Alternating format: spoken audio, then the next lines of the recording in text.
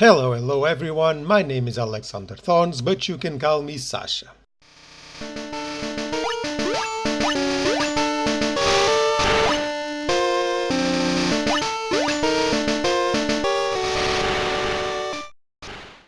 In this channel I have completed and uploaded a lot of Nuzlocke challenges, and don't worry, I will try a lot more. But sometimes while focusing on completing a challenge, you tend to forget the main point of the Pokemon games. Theory crafting and going for the goal of completing a Nuzlocke is fun and all, but besides the Gym Challenge and Pokemon League, Pokemon has another very big challenge, and the slogan says it all: gotta catch 'em all. Meaning completing the Pokédex, which is catching every single Pokemon. So I'm gonna do just that, starting with Generation 1 OG games, Red, Blue and Yellow. And I'm going to use Pokemon Blue as the main game, because it was the first Pokemon game I ever played when I was 7 years old. So little Sasha, this one is for you. But you will soon see that only one game isn't enough for the completion. However, because I have a problem with overachieving, I have set a lot more challenges for me to complete. First, and obviously, I have to complete the Gym Challenge and defeat the Elite Four and Champions to be crowned Indigo Plateau Pokemon League Champion. Second, I need to defeat every single available trainer. To me, this is in a way necessary for me to say that I completed the game. Third, I need to at least get one Pokemon to level 100 because that's Level 100. The pinnacle of power for a Pokemon. Thank you, Matt. Fifth, I have to obtain every Pokemon in the evolution line, meaning I don't need to catch a Caterpie, then evolve it twice. I have to catch a Caterpie, a Metapod and a Butterfree. Basically, I have to complete the living dex. And number 6, having fun is mandatory. That's enough for the introduction, let's get on to the challenge. After clicking the New Game option, I name my character Sasha and proceed to meet Professor Oak and choose my starter. And this is the first reason why only one game isn't enough, because in order to obtain the other two starters, I have to start a new game on another cartridge. Pick the starter I need and trade it into the main game, and because I have to complete a living dex, I have to trade 2 Bulbasaurs, 3 Charmanders and 3 Squirtles. Yeah. I'm not doing this right now completely, because there are more Pokemon that fall into this category, but I will create a new save file in Pokemon Red and Pokemon Yellow to grab a Charmander and a Bulbasaur. Also, if you haven't picked it up by now, I picked Squirtle, officially starting the counter at 3. And just to clarify, Charmander is obviously a starter in Red, and Bulbasaur can be obtained if your Pikachu loves you very much in Pokemon Yellow. At Cerulean City there is a house where a girl takes care of injured Pokemon, and if you meet the necessary criteria, which you can by just giving your Pikachu potions while it is at full health, so you won't waste them, then she will give you a Bulbasaur. Next, I pick up Oak's parcel and deliver it to him, so I can get the Pokédex in return, to keep track of my progress. I also pick up a town map from my rival sister, because believe me, this is a necessary item, because in these games you don't have a pop-up sign when you enter a new area, meaning the only way to know is with a town map. With the Pokédex obtained, I can buy Pokéballs and get catching. Starting at Route 1, I encounter and catch a Rattata and a PJ, increasing the counter to 5.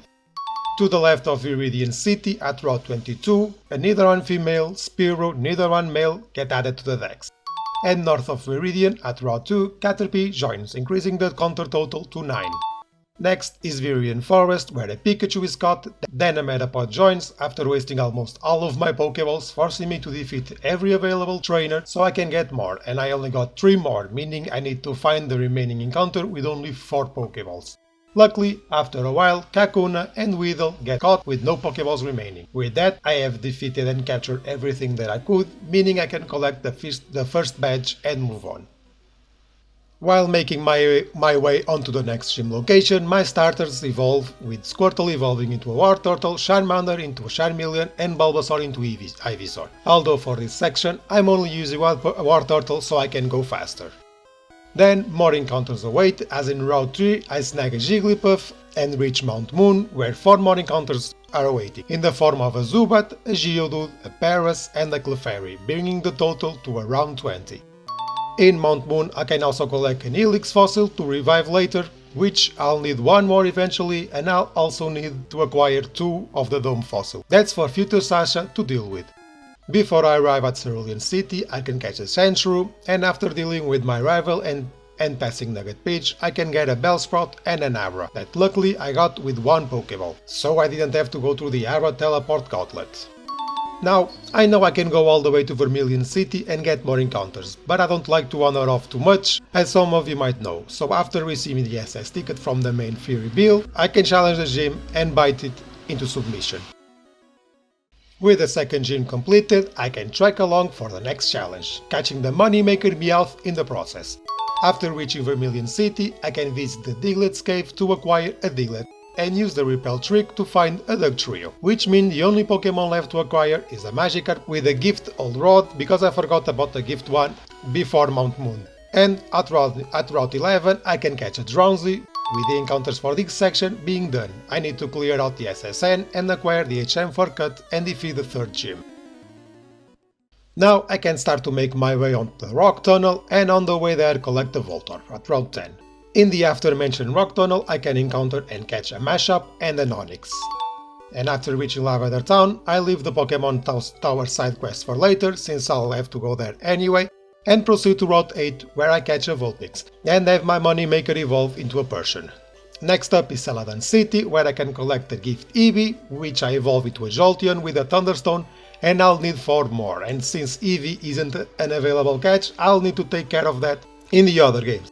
I can also go to Route 16 and catch a Raticate and a Doduo. This is all the catches for now, but I still need to collect the coin case so I can in the future go broke and purchase a very special Pokemon. But since right now I need the Pokédowels or Pokéballs, I'll leave that to the future. Meaning I can defeat Team Rocket at the game corner, getting a Venusaur in the process, and afterwards defeat Erika for the 4th gym, reaching the halfway point with 34 Pokemon in total. However, with the 4th gym done, I can increase this number a lot, because after dealing with the Pokemon Tower invasion, catching a Ghastly, a Cubone and eventually a Haunter, getting my final starter evolution, as well with Charmeleon evolving into a Charizard and Wartortle to Blastoise, and rescuing Mr. Fuji to acquire the Pokeflute, I can make my way into Route 12, where I can wake up Snorlax and catch it, opening the way for me to get to the Super Rod. But before I can go into a fishing spree, I need to catch a Venonat and Wimpymel on Route 13, and a Ditto on Route 14, and finally a Pidgeotto on Route 15 before reaching Fuchsia City. Then I can fly to Pallet Town to fish a Poliwag and a Tentacool at Route 24, I reel in a Goldeen, a Psyduck and a Krabby. In Route 10, Slowpoke and Poliwhirl get added. North of Vermilion on Route 6, Shelter is available. Back at Fuchsia City on Route 19 I can fish an Horsey and a Staryu, and with the Seeking in Fuchsia, finishing the fishing spree for now. But the caches are not over yet, because in Fuchsia City on Route 18 Fearow is available, leaving only one area left that I am dreading to go, the Safari Zone. If you know how encounters work in the Safari Zone, you know why I'm not happy to have reached its part. But here goes nothing. The first successful catch is Execute, followed by a Nidorina, Rhyhorn, and with a Super Rod, Dratini is caught, then Parasect and Chansey get snagged. Nidorino is the final of the common encounters, leaving only the rare ones to be found. And this was brutal. After 2.5 hours I finally managed to catch a Pinsir, Venomoth, fucking Kangaskhan, and finally Tauros, ending this torture with 65 Pokemon in total. Next, the only thing left to do is defeat Koga for the 5th gym.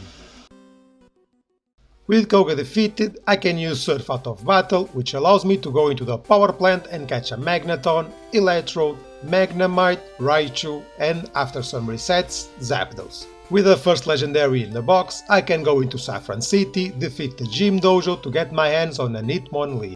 I'll need another Crutch's to get Hitmonchan, and while dealing with Team Rocket invasion of Silph, this guy gives me a Lapras.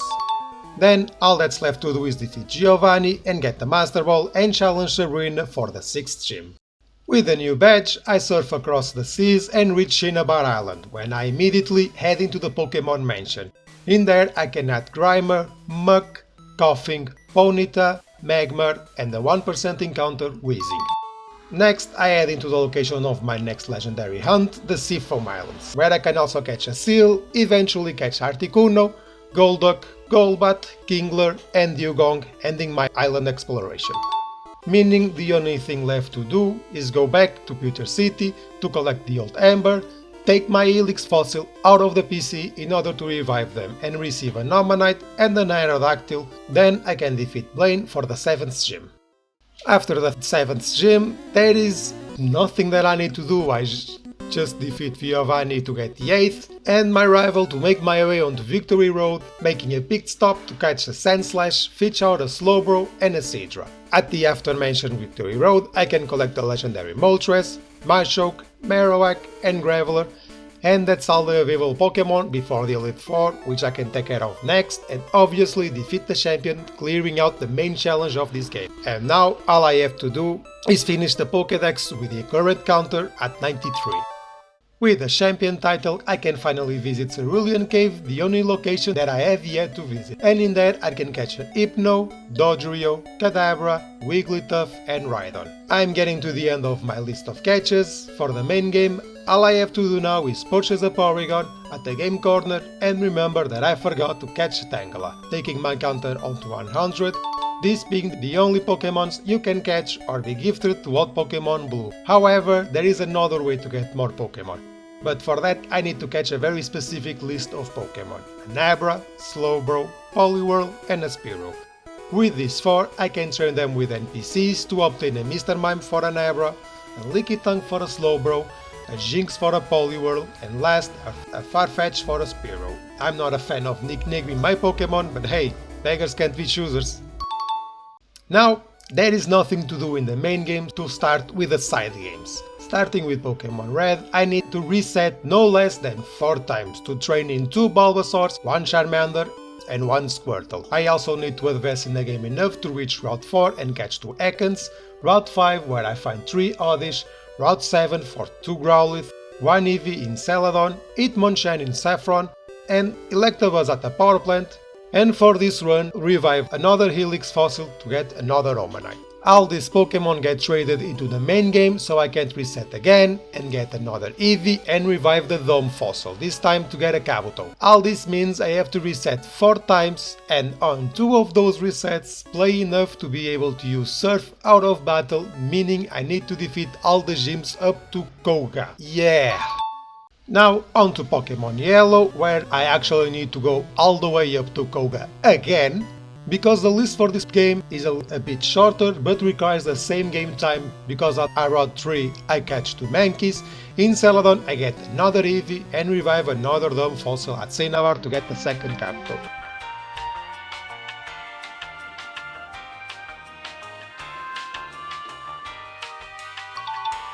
With all the trades completed, I am still not done, because now I have a new list of catches to capture, because I need some repeats for evolution.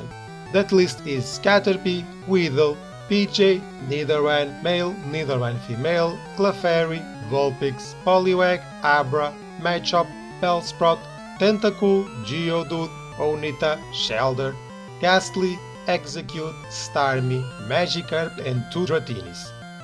With that completed, I need to start evolving some Pokemon, and I'll go in order, starting with the starters. Bulbasaur evolves into an Ivysaur, Charmander into Charmeleon, and Squirtle into Wartortle. Next come the Viridian bugs, with Caterpie evolving into a Metapod, then a Butterfree, and Weedle into Kakuna, then a Beedrill. Then I get PJ into Pidgeot, Pidgeotto and Pidgeot. Ekans into Arbok, my 2 Oddish into Gloom, Mankey into Primeape, Tentacool into Tentacruel, Ponyta into Rapidash, Magikarp into Gyarados, Kabuto into Kabutops, Omanite into Omastar, and for the last leveling evolutions I evolved 2 Dratinis into Dragonair and one of them, Dragonair, into Dragonite, getting my Nidoking from Pokemon Yellow to level 100 in the process. Now I have to take care of the trade evolutions, and while using the trade feature I evolve Kadabra into Alakazam, Machoke into Machamp, Reveler into Golem and Haunter into Gengar. The only evolutions left are the Stone evolutions, so after evolving both of Nidorans into Nidorina and Nidorino, I can give them a Moonstone to evolve into a Nidoqueen and a Nidoking. And with another Moonstone I can evolve Clefairy into Clefable. Next, with a Firestone, Vulpix evolves into Ninetales, and with a Leafstone, Gloom evolves into a Vileplume. Another Firestone evolves Growlithe into Arcanine, a Waterstone turns Poliwhirl into Poliwrath, feed a Leafstone to a Wimpybell and get a Victreebel, Waterstone evolves Shelter into Cloister, and Leafstone turns Execute in Executor. 2 more Waterstones evolve Staryu into Starmie and Eevee into Vaporeon, and finally a Firestone turns an Eevee into a Flareon. Then, after 2 hours of trying to understand why I got the count wrong, because my notes tell me I'm done, but my number is missing 1, I should be at 149, like my Pokédex indicates, but I'm at 148. Then it dawned on me, I evolved my Meowth into Persian to use Payday and get more money. I forgot to catch another Meowth. There we go, 149. Finally, 2 Pokemon left to reach the end goal of acquiring the original 151. Back at Cerulean Cave, I can fight and capture a Mewtwo. The only one left is Mew, as since I can't reach under the truck, I'll have to use a glitch to acquire. This is the Quick Mew glitch, which to be honest I've never used, so we will learn it together. To achieve the Mew glitch you need, first, not to have defeated these retainers at Route 24 and 25, and secondly, have a Pokemon with Teleport or Fly on your team. Also, every single guy told me to have open slots in your party, so you should do that. If you are using Teleport, make sure it takes you back to Cerulean City. Now, you are going to walk in the trainer at Round 24's range, but before you do that, save the game. This needs to be faster than I was expecting. As you walk into this trainer's range, you are going to press Start and fly or teleport back to Cerulean City. The exclamation mark symbol will appear when the fly animation begins. Then you are going to walk to Route 25, don't talk with anyone, and you are going to defeat this trainer that has a Slowpoke. After defeating it, walk back to Route 24, and as you cross the imaginary border, your menu will pop up. Press B to close it, and the battle animation will begin against a Mew. Waken it and capture it, and that's 151. With this, I have finally completed a Generation 1 Leaf Index in Pokemon Blue, and what a ride this was. I decided to take on this challenge now because I got some time off from work and wanted to reconnect with my roots in Pokemon by completing the first Pokemon game I've ever played. So, after 24 years, I did it. Thank you all so much for watching, which is what I would say if the challenge was complete. You see, one of my goals with this type of challenges is to transfer every Pokemon I got into Pokemon Bank via the Pokemon Transporter app on the 3DS, so then I can send them to a brand new Pokemon home account for safekeeping. But as I was doing that, I noticed something strange with one of the Pokemons. Okay, this is kinda mad. Come on, focus. But Zapdos are shiny.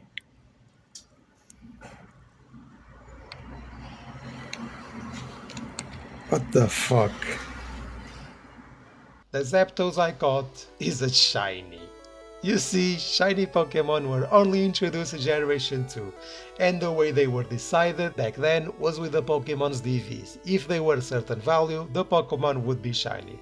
Although most wild Pokemons from the Red, Blue and Yellow games can't naturally have the necessary DVs to be shiny, static Pokemon like the legendaries can. And apparently my Zapdos met all the criteria and turned out to be a nice surprise at the end of this challenge.